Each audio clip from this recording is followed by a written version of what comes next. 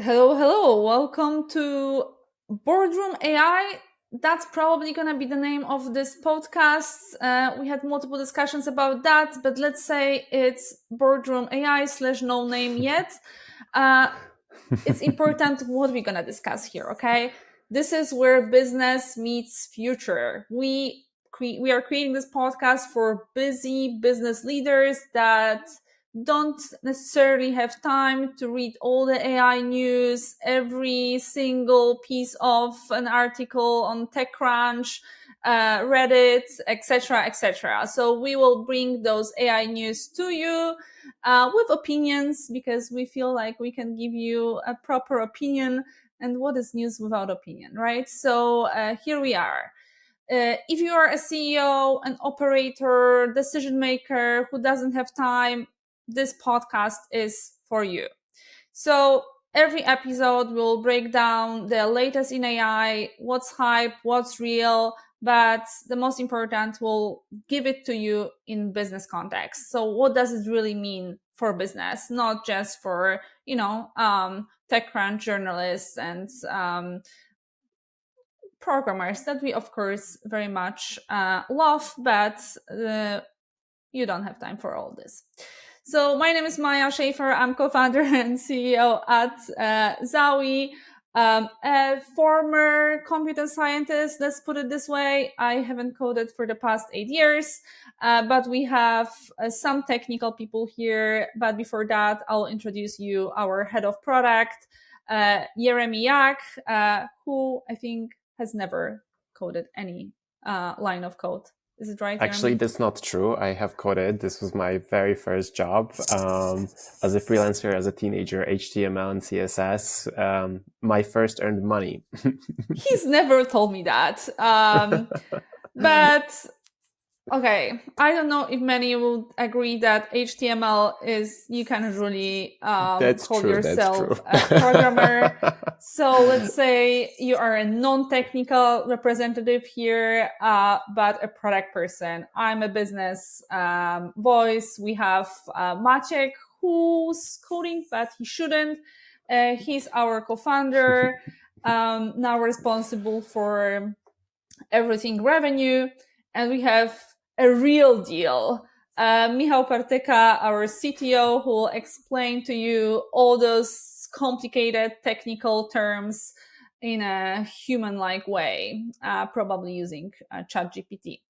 Anyway, guys, today we have a few news that we would love to discuss. And we will start with the new hot thing, which is Manus, a kind of operator combined with deep research, a new thing from China. We've heard a lot about Chinese AI recently, and this one is no different. But maybe before we dive into Manus, we'll talk. Manus, this is how you pronounce it? I haven't even checked that. I only read about them. So, what is deep research? Maybe let's talk about it, and how is it different from reasoning that many already talk about so many times. So, deep research that you have a chance to use with OpenAI, ChatGPT, with, I think Mistral also released that, right? Is it right? Like, there, almost any of those big players in LLM has their own deep research right now, better or worse. But what does it do? It basically dives into details. It searches the web and like finds detailed information. It basically replaces your, many will kill me now, your analyst, for sure your executive assistant. Like, it can provide you very detailed information based on many different data points. Think about, okay, I will tell you what I did with deep research recently. So I asked OpenAI, ChatGPT, to provide me a list of events that Zawi, an AI agent, conversational AI agent, should attend. So I asked him, okay, her, them.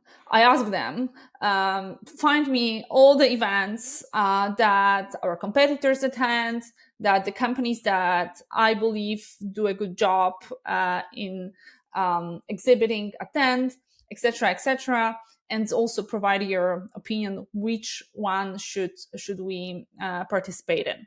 And it did this job basically in a few minutes. I gave the same task to our analyst, and it took him, let's say, 2 days to do a similar job.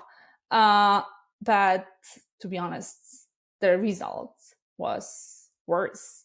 Why? Because deep research has access to all the information. Like, it can search all the websites and find those detailed informations that for a human being it's really hard to find, right? It's really hard to analyze real time.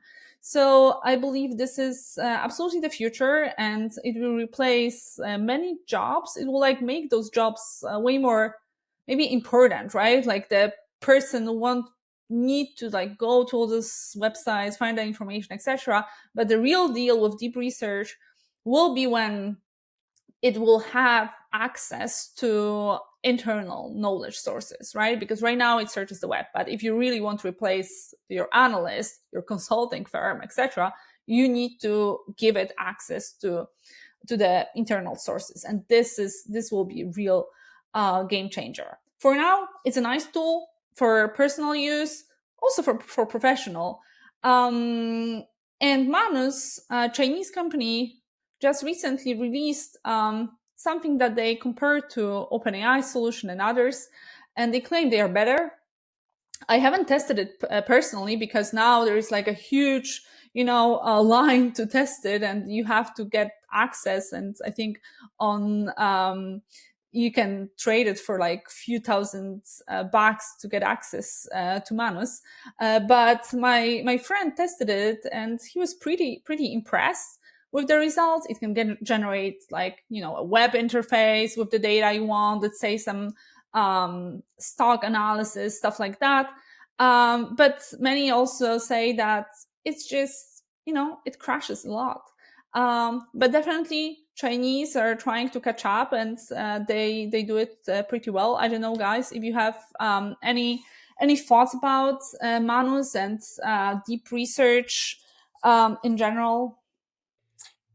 I fully align, and like when we talk about like Manus, like based on what you see and then when it was like playing around is like that it brings to the cast, like to the user, like the better understanding what's happening behind the scenes. Like the deep research as it works, we don't know exactly what's happening behind the scenes. Like it is scanning some kind of articles, some kind of internet and so on. But like technically what Manus did, like they're visualizing that when it's making some kind of decisions, like it is opening the website and it shows you that it's opened the website. Then when it needs to do some kind of data management calculation, it generates the Python code to make this data management calculation. So I think that the deep research behind the scenes is leveraging very, very similar toolkit. So I wouldn't say that what we're reading right now on the internet, that like it's very close to AGI. I think that we're still far away from AGI, and that they are claiming What that is they are very AGI, close. Maciek? We said no fluff, Artificial so general explain what is Okay. AGI to the audience. So there are different, okay, so artificial general intelligence. So we're thinking about the AI that is as smart or even smarter than human, that whatever task you will give it to, it can do it. Someone even claims that it will be able to think by themselves, lie by itself, like this fully autonomous artificial intelligence. I've read a lot of different white papers about this, different definitions. There's still not the agreement, like how to really measure what AGI is. Like there's a lot of disagreement what it really will be.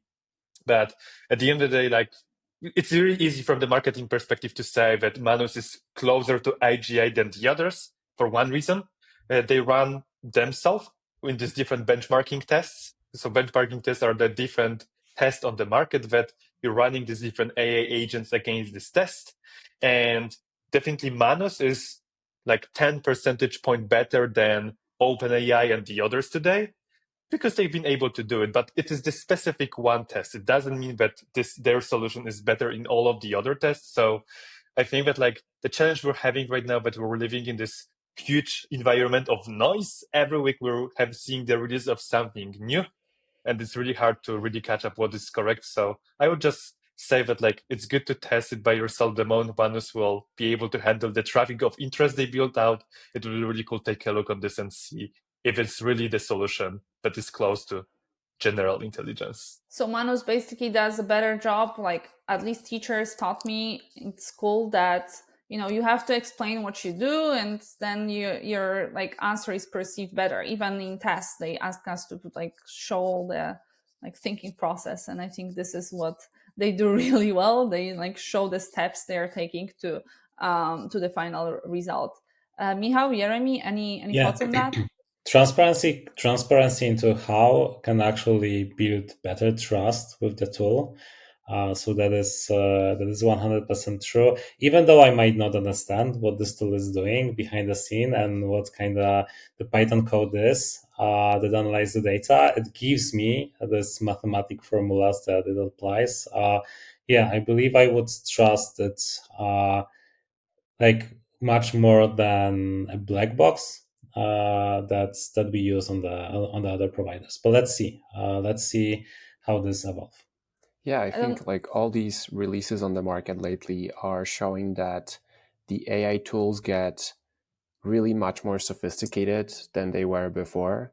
And it feels like with every new release, perhaps it is a lot of noise, but actually within that noise, important step towards, really autonomous artificial intelligence are being made, like showing the reasoning. And deep research in its essence is just a number of different AI requests that are kind of self-checking themselves, self-verifying the quality, verifying whether all the information were found, identifying better sources, and so on.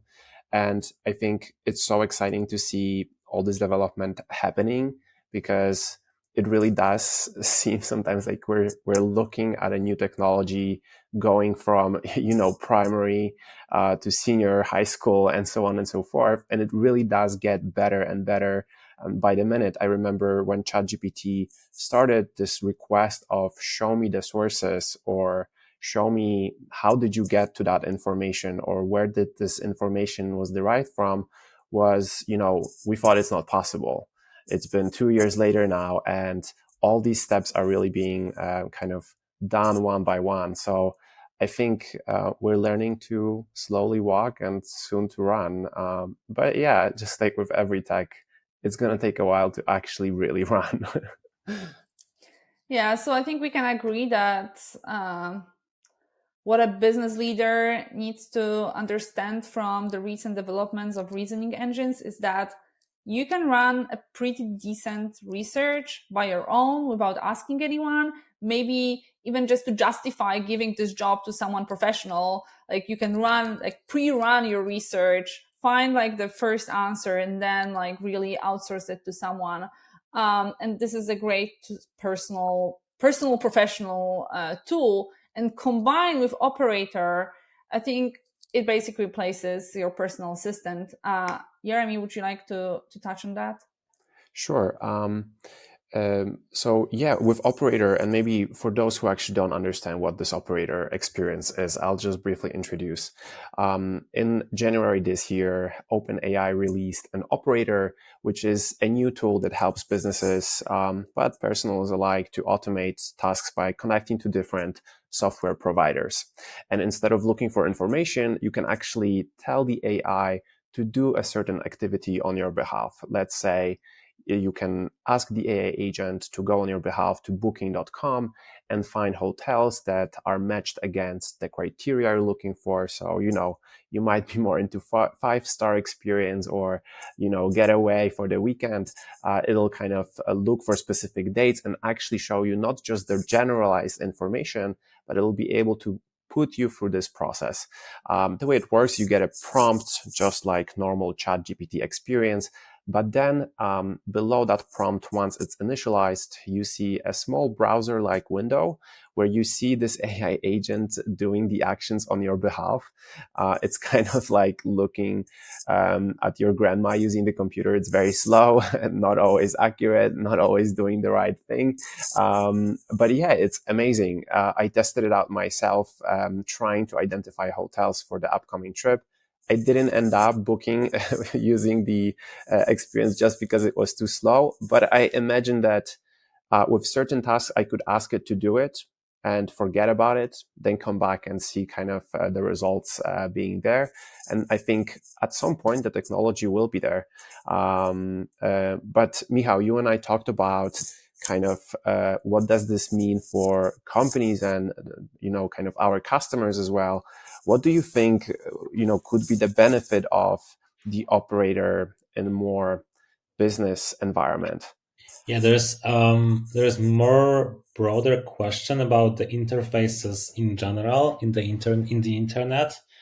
We are used to using web browsers and click through those buttons, input those tags, talk with the computer in those HTML interfaces that you started your professional journey with, right? But it's not natural. We needed to learn this, right? It's much more natural to talk with someone, and it's definitely much more natural to give this job to the operator, even if now it seems slow, even if now it seems not perfect.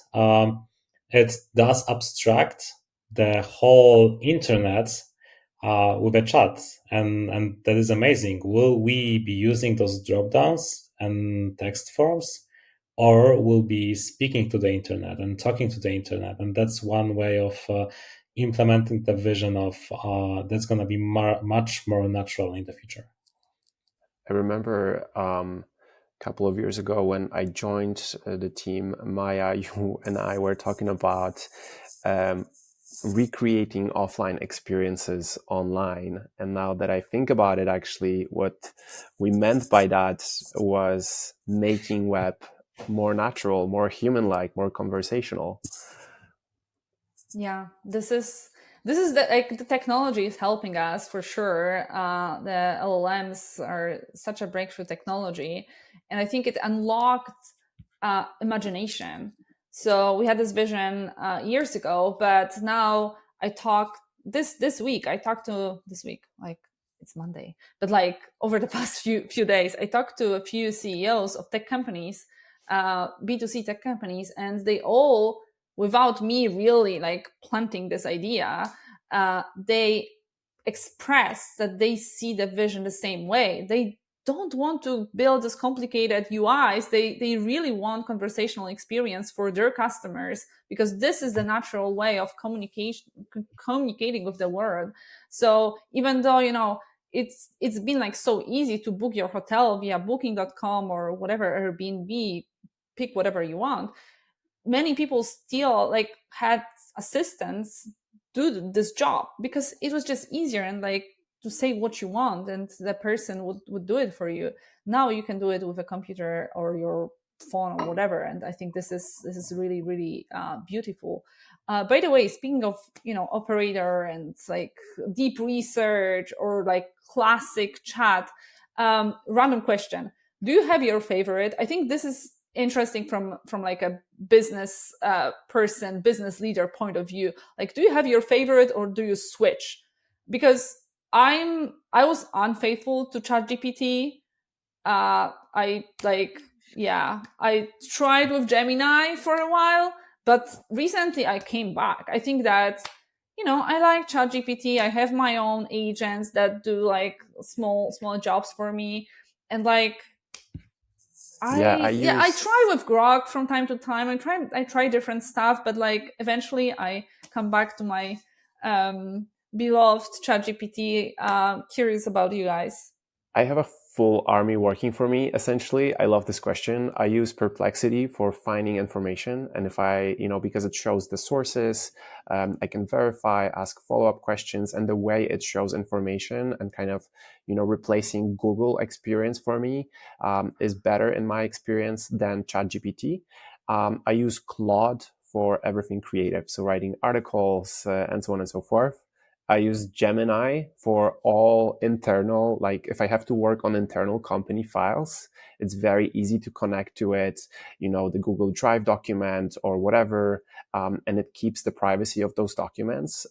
It works really amazing. It's kind of like connecting your company as a database and being able to ask the questions. And then lastly, I use ChatGPT mostly for my personal medical evaluation, which I probably shouldn't be doing. But yeah, I'll admit it. ChatGPT replaced my primary doctor.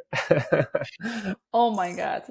This is interesting use case. I think that personal in terms of assistants, service, they have doctors. a claim, don't use it for this use case. Yeah. For all the hackers out there, please don't hack my account. You'll find info you don't want to find there. Okay. It's like using ChatGPT for the doctor advice is like going to the charlatan to give you the doctor you want. But let's make sure That's that at true. least you're getting some kind of sources. Yes, absolutely. I mean, I don't really use it as a doctor, but if I want to learn about whatever before going to the doctor, it helps to prepare myself ahead of the visit. Okay, we can I say agree, that like, Jeremy has a lot of time trying with these different assistants chats. I don't have so much time, so I rely on ChatGPT. But here you have like non-technical perspective, like our technical guys. Maciek, Michał, do you have your favorite or you don't use it at all because you don't trust it? I guess I mean I'm learning more definitely because like my reason is that like I had this situation that many times it hallucinated me the decision, like the information. So it was like the moment, oh my God, I really cannot like use it. But recently I was started using this a lot in the creative work when I need to produce some kind of content and like build something or like craft some kind of a good output. But what I learned is like in most of the cases, you cannot do it in the one message and one prompt. Like you need to know what you want to achieve, and then you need to interact with this a couple of times. In the personal life, I started using this more often than Google search. If I need to, something gets to my hand and I want to get an information, I'm just asking ChatGPT about this information, which is super cool. The truth is Yeah, that Maciek is using my content writer created on ChatGPT. But you still have to, this is what he's saying, you still have to like know what you want, right? Like it won't replace content strategists because, or like any creative person that's driving business because like it doesn't make decisions for you. Like it could, but you probably wouldn't like the output. So it's not the end of art, guys. Just FYI. Michał? it's not totally not the end, but I believe I don't know when it happens. A couple of months ago, when I started to trust GPT again, there was time when it hallucinated a lot. There was time that it, only the old knowledge, no access to the real life data. But recently, especially with the introduction of deep research, where you get all of the sources based off on which it was created. You get a great summary of the research, and you can really compare different properties of different tools that you want to use or whatever research you want to do. I cannot imagine doing, selecting of a technology or doing any kind of research without trying it first through the ChatGPT deep research. At the same time, what Jeremy said, Gemini is well connected to our internal documents, recordings from the meetings, etc. So it's just the easiest to use when you work with the internal stuff. And the deep research things that we talked about as well, you can compare. I compared them all kind of across the Google, Perplexity, and OpenAI, and I can really see the difference between the tools. I find that OpenAI here did the best job by far in terms of structuring this information and making sure that it finds the right information, even asks you follow-up questions on the beginning to ensure that the research area is well defined. Perplexity, on the other hand, I find it to be a tiny bit fluffy and not specific enough. So it's interesting to kind of test the same use case. And as they were releasing it, I was excited to actually try out the different experiences. Which, by the way, So, dear business leaders, in this episode, our opinion is if you need to use one, use ChatGPT. We'll see if we change our minds next time. But for now, the safe option is ChatGPT. Let the race begin. We'll see what's going to happen in a week, in 2 weeks from now. But there are many new developments. So actually, OpenAI released GPT 4.5. We have Grok and their Grok 3. Maciek, our tech guy, can you elaborate on that? Will this impact our experience with ChatGPT really? And like, what about Grok? I think that what we're seeing is right. Everyone is going after these new models. I was playing with Grok 3 and GPT 4.5. It's so funny, this namings conversion, but you need to really understand what are the differences. The Grok was released by XAI, so like the company that is powered by Elon Musk, and it works really well. I mean, when you use it, when you play with this, when you talk with this, it is more like natural and more human-like. I think that it has, as we know, and that the way XLab is claiming is that like it's trained without a lot of anti-guard and so on. Like it's really using the real X tweets and so on. So I think definitely it has access to the typical way of people are talking in the internet today. Passive not like aggressive. It is definitely sometimes passive aggressive. It also can generate you the pictures of the real human people, which we know that with the others is not possible. So it can really mimic the real people, which is crazy. Really? Have you tested it? It doesn't work. I mean, it depends. Like maybe some of people are still excluded from this. On the other hand, like if you feel like I was playing with GPT 4.5 as well, again, it's the largest and the best GPT model, as they said. It's also like, I think based on what I said, like the most expensive one so far. And like at the end of the day, like what are the use cases? We know that like GPT 4.5 is like the next release of OpenAI, and it's the road to GPT-5. So we know that this GPT-5 is coming. That will be one unified model, whatever. But like still, it's great that they're releasing these models, but I wouldn't say that we'll see some kind of huge breakthrough between, GPT-4 or GPT-4.5 or GPT-01 or Grok 3. Still, we need to also ask ourselves, like, is there anything that businesses are getting from all of these releases? Because, for example, Grok 3 is still not available at the API, so we cannot use it on the business use cases. GPT 4.5 is available, so we can start playing around, but like, are there any kind of significant improvements for the business use case? Not aware of them yet. We're still looking forward for some kind of huge breakthrough in the technology. Manus was supposed to be this, but my feeling is that Manus is not like the huge breakthrough in the technology yet. Okay. So still, ChatGPT, business leaders, you can use ChatGPT for $20. It's still fine for most of your use cases. In terms of personal use case, of course. Maciek? I mean, like, definitely, like, what we're observing right now, I think it's like the story we've already seen in the internet. It's like we used to live in this world, but there was Internet Explorer, and then suddenly there was a lot of different new browsers. So what's happening right now is like there is new models and new chats that we're not having space to talk today, but we know also that there was in the last 3 weeks there was the release of the Let Chat, which is like the chat AA agent chat European publicly available. ChatGPT. Exactly. So there was a DeepSeek a couple of more like a month ago. So like we have ChatGPT, Gemini, LetChat, DeepSeek, Perplexity, and all of them. So we have a lot of browsers today.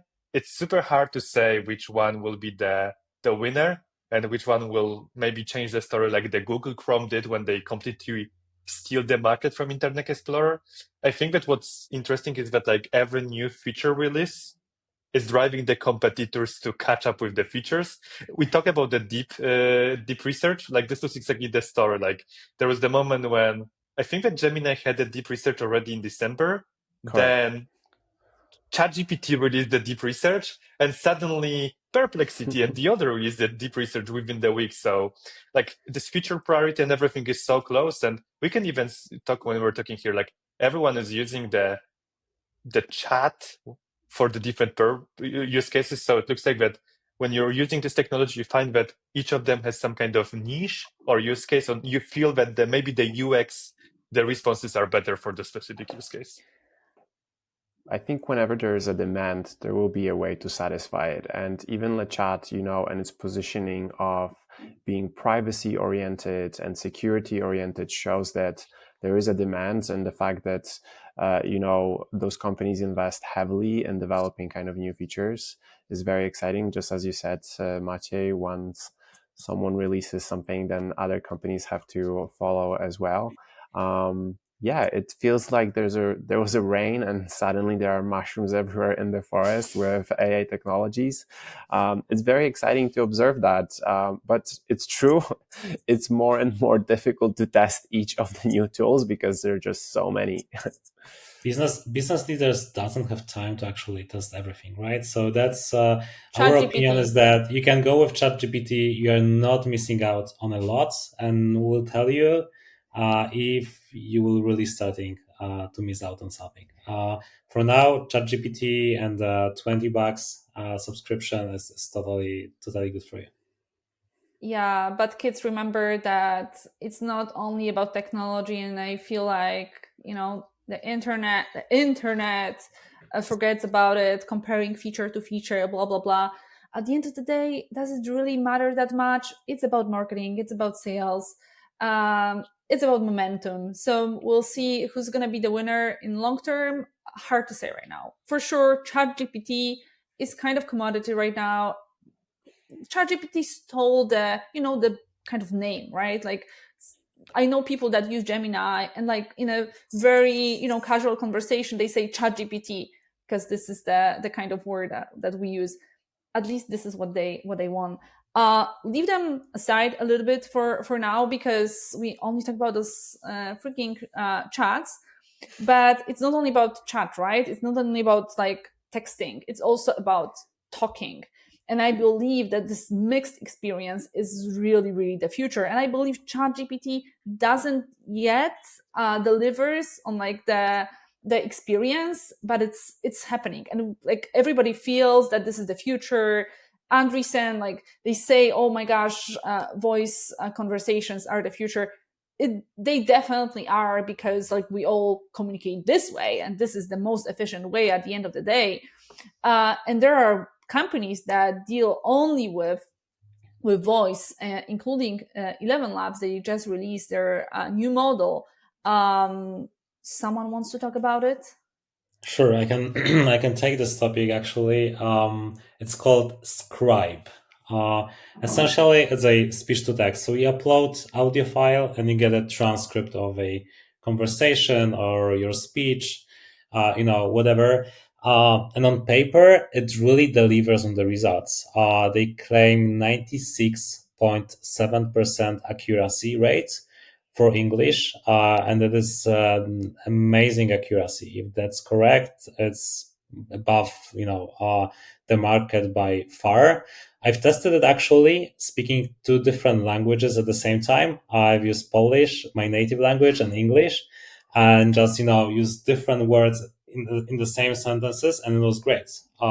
It was 100% perfect on all of the words used by me in 100 words. So looks like maybe this technology will bring better accuracy transcript into more languages than only English, since that's the problem with many of those. They also claim that actually can distinguish between 32 speakers in the audio. So you can have 32 speakers in the conversation, and they can tell who is speaking what, and give you names, or discover things like laughter and other non-verbal sounds, and put it into the transcript. We'll see. We'll see. The biggest limitation right now is that it's all only available through upload your audio file and generate a transcript.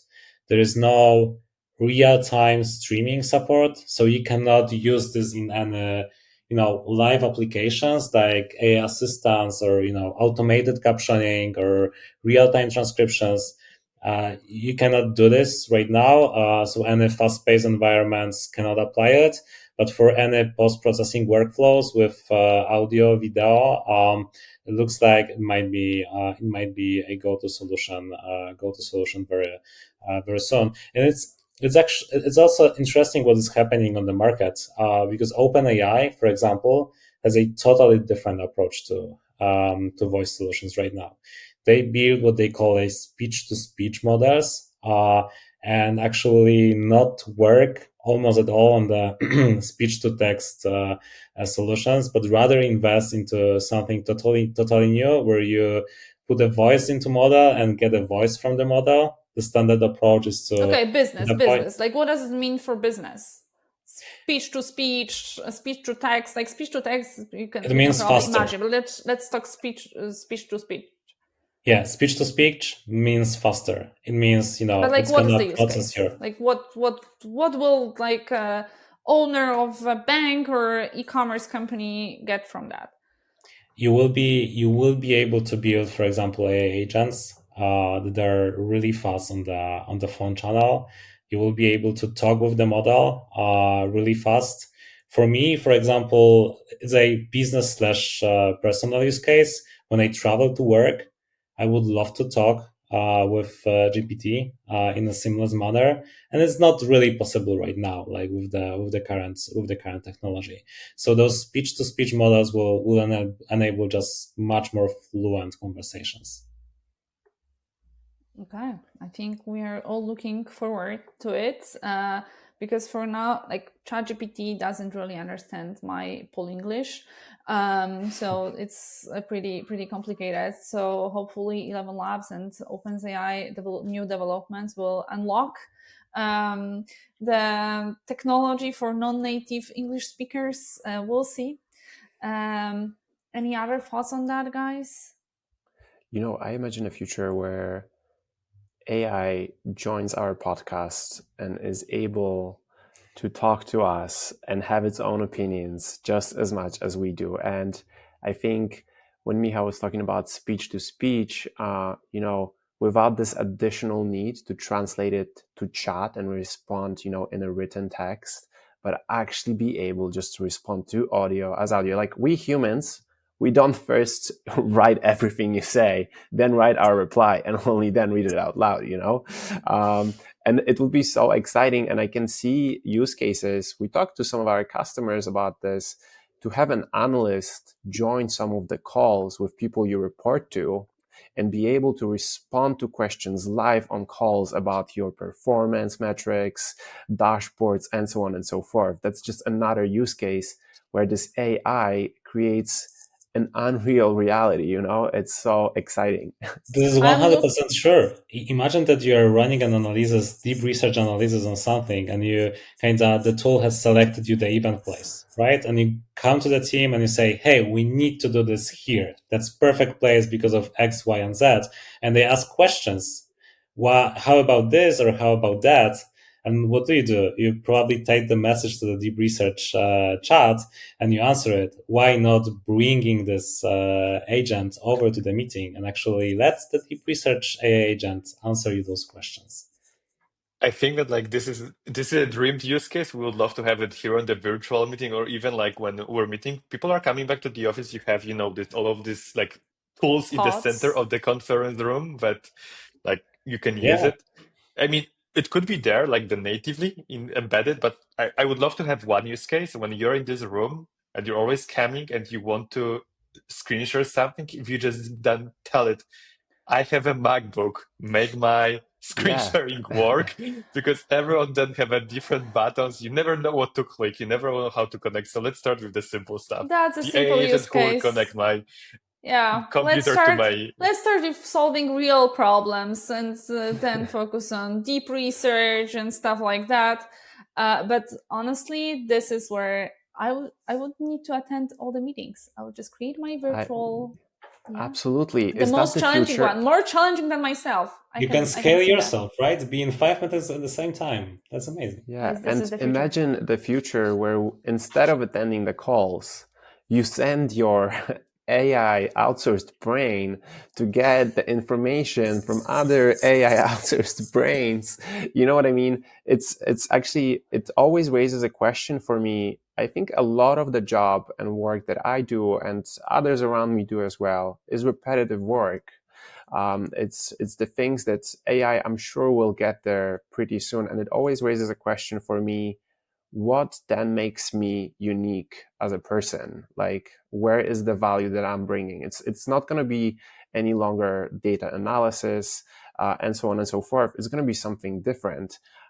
It's very interesting to think about that, because I don't think it's just the analysts. I think it's oh my everybody. gosh, and we'll leave you guys with this thoughts for the next week or so.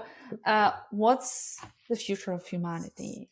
And oh my God, what's gonna make you different? Think about it while using your ChatGPT. For now, with just text, soon with a voice when it's gonna make sense.